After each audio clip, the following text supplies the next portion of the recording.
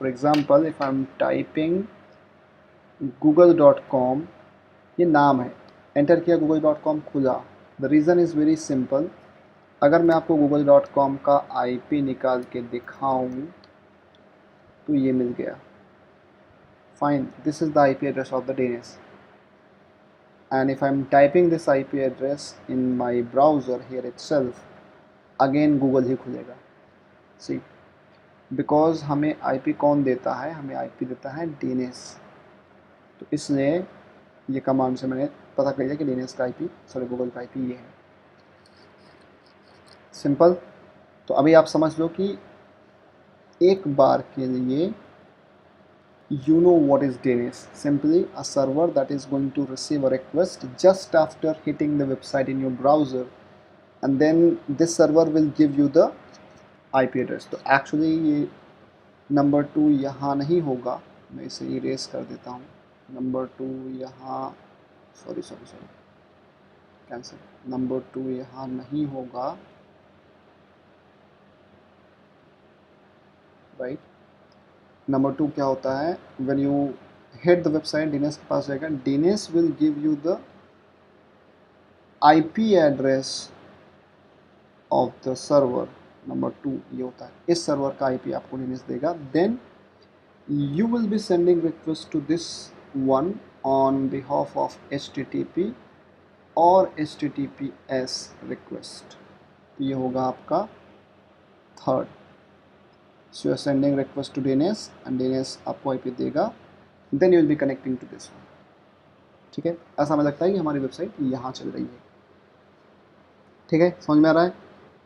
Yes no yes no yes no, okay, very good. अब now the reality is my application is not running here, my application is running in a different case. This is my Kubernetes master. एक बार के लिए मानता हूँ कि ये मेरा एक बड़ा सा वर्कर नोड है एंड ये भी बड़ा सा वर्कर नोड है। ठीक है, this is my Kubernetes worker node. Okay, and इस पूरे क्लस्टर को I am just rounding it up. तो मैं क्या करूँ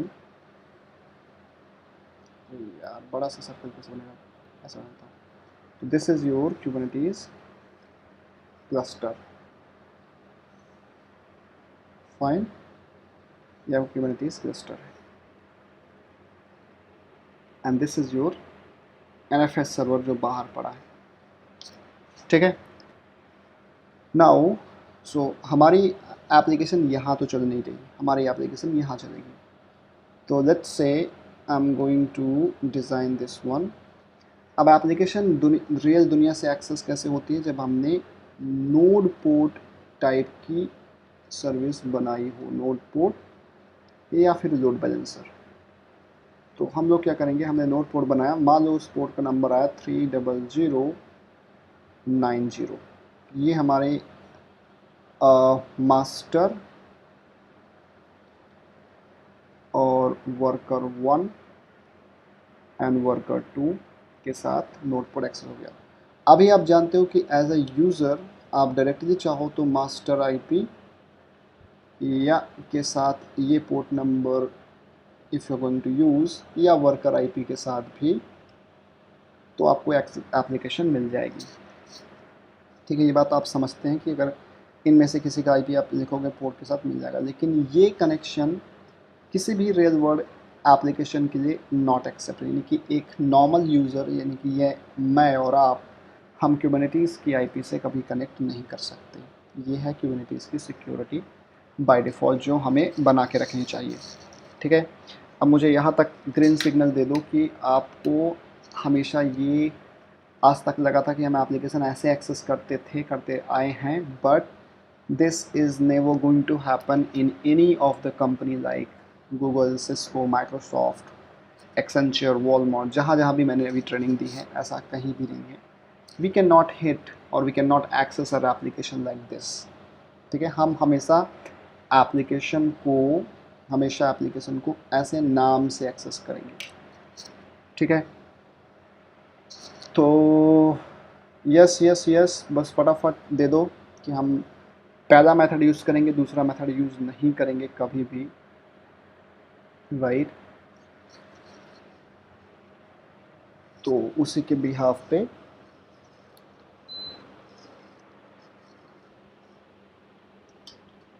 ऑलराइट।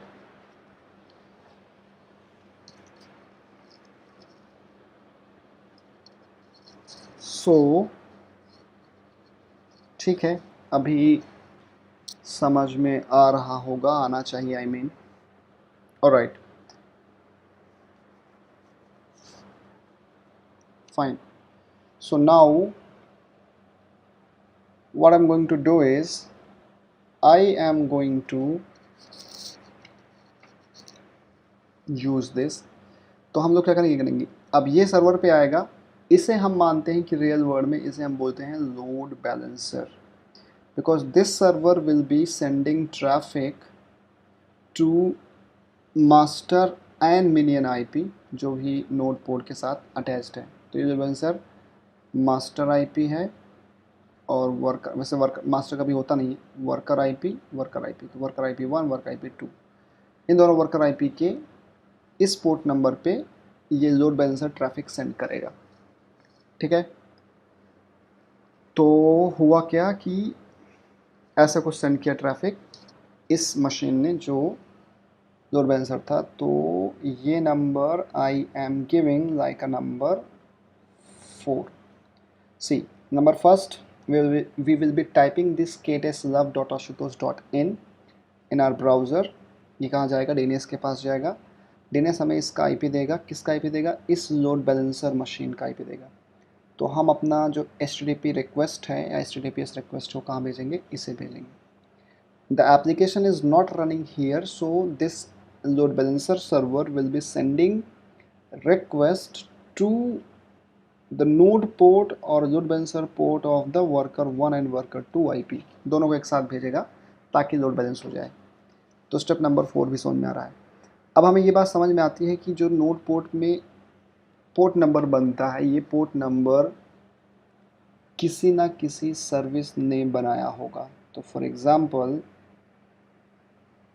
ये है मेरी service, right, and this service is of, ये होगी नोड पोर्ट सर्विस जो हमारी होगी वेब सर्वर की, वेब सर्वर की सर्विस होगी, right. Yes yes yes Preeti, okay, external IP of this cluster. तो जैसे रिक्वेस्ट यहाँ आई तो ये रिक्वेस्ट, अब सर्विस के पास क्या होता है, सर्विस के पास होता है खुद का आईपी एंड खुद का port number. So the next request will be forwarded to this IP port, ये हो गया नंबर 5, ओके। सो 1 2 3 4 एंड जैसे यहाँ रिक्वेस्ट आई तो इस वाले पोर्ट नंबर को किस सर्विस ने डिज़ाइन किया वहाँ पे पहुँच जाएगा। Now you know that every service has a selector, जिस सेलेक्टर में लिखा होता है पॉड का labels.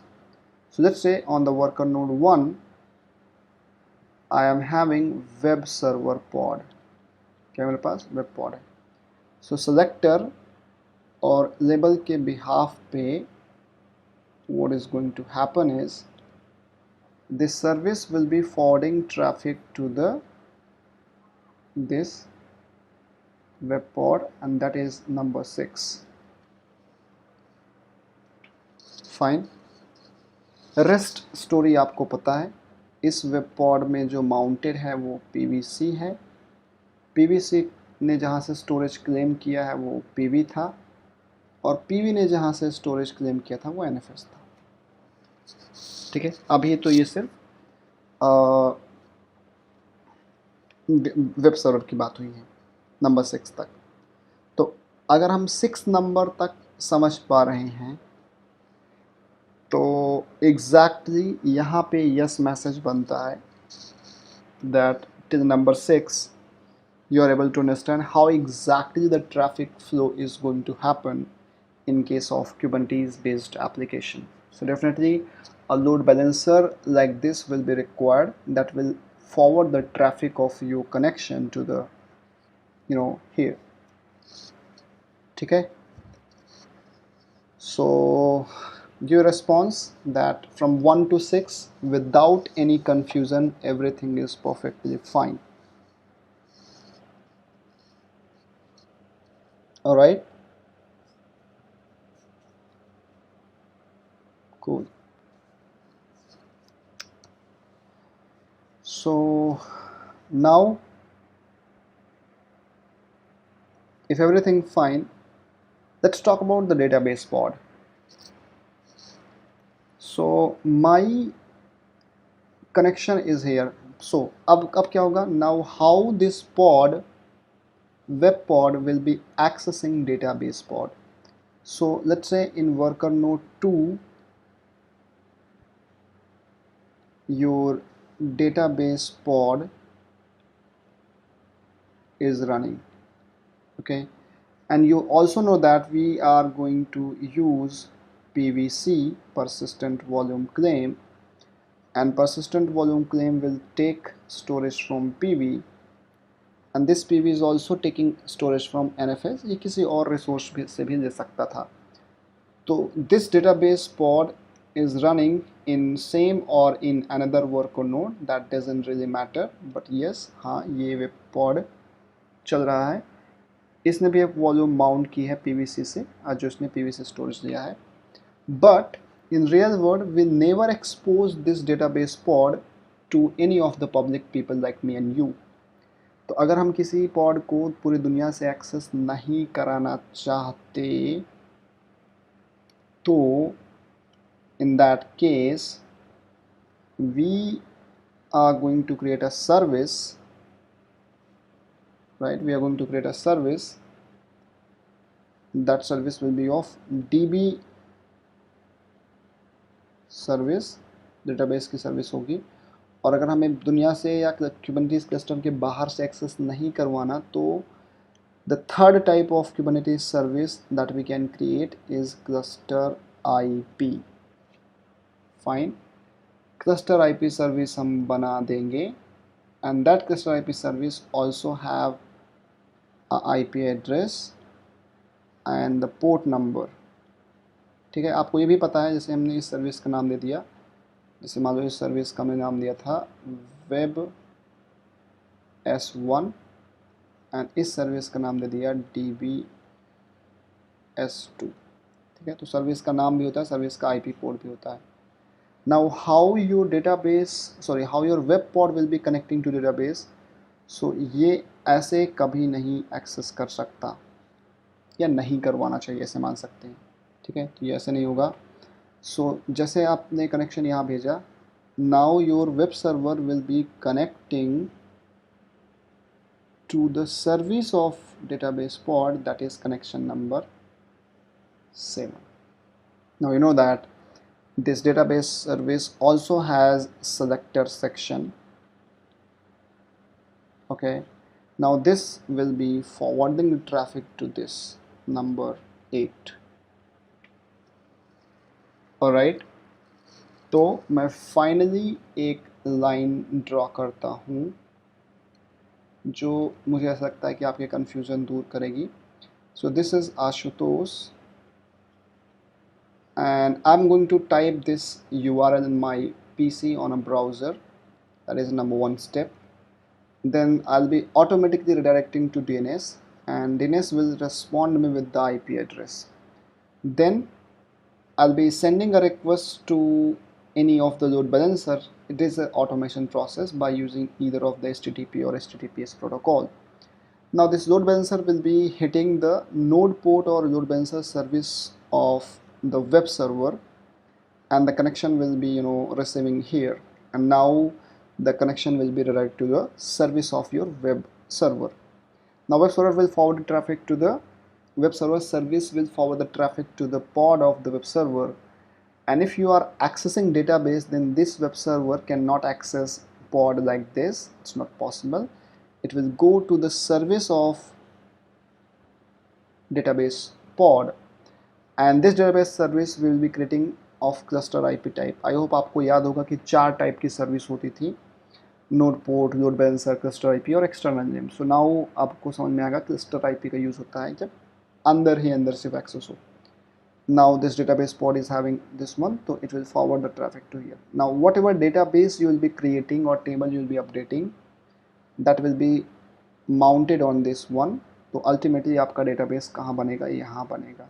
आपकी वेबसाइट की भी कहाँ स्टोर रहेगी? यहाँ रहेगी. तो आपकी एप्लीकेशन और आपका डेटाबेस दोनों एक्सटर्नल स्टोरेज में.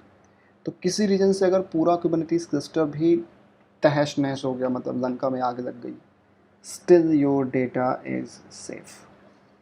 ठीक है. अभी अब NFS कैसे, कितना बड़ा स्टोरेज है वो बात की बात है, कभी हम लिनक्स में बात करेंगे ज़रूर. बट ये है, इसका आप अच्छा सा स्क्रीनशॉट या ले सकते हैं आज के लिंक्डइन में पोस्ट करने के लिए.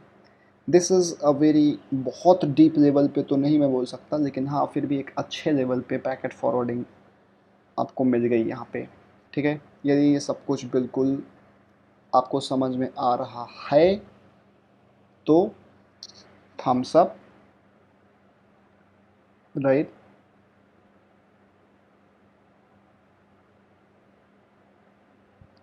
नो, TLD क्रिएट करना के लिए कुछ रूल्स होते हैं actually, Harsh. If you want to create your own TLDs, तो हाँ लगता तो है काफ़ी अमाउंट, बट ऐसा नहीं है. मतलब आप TLD समझते होंगे राइट, जैसे .in है एंड 7th स्टेप. हाँ, अब वेब पॉड डेटाबेस को कैसे एक्सेस करेगा? वेब पॉड डेटाबेस की सर्विस के पास जाएगा, डेटाबेस की सर्विस फिर पैकेट फॉरवर्ड करेगी डेटाबेस के पास, right.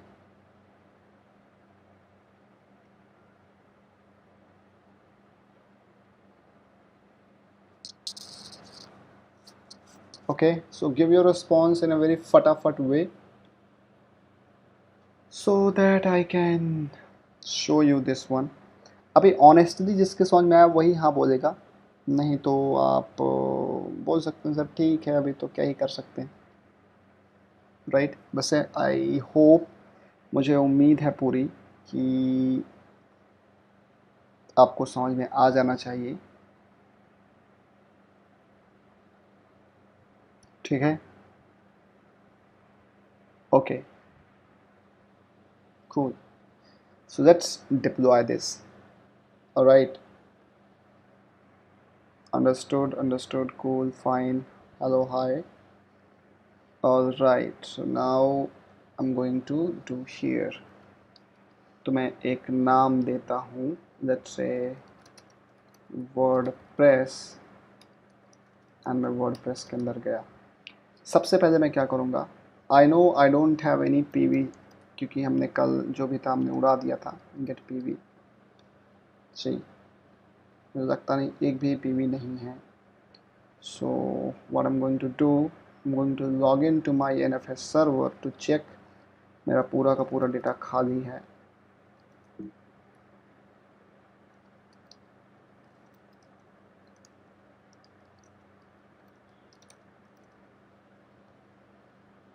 Alright, so I'm just trying to access my network file system, and here I'm gonna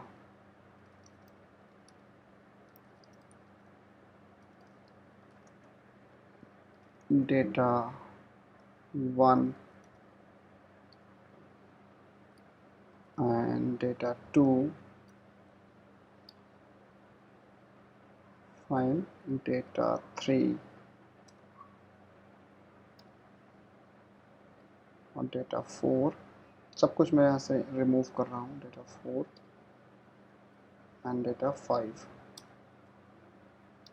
So as of now, and I am just exporting this -r and then -v. ठीक है. तो ये मेरा NFS अभी वैसा का वैसा ही बना हुआ है.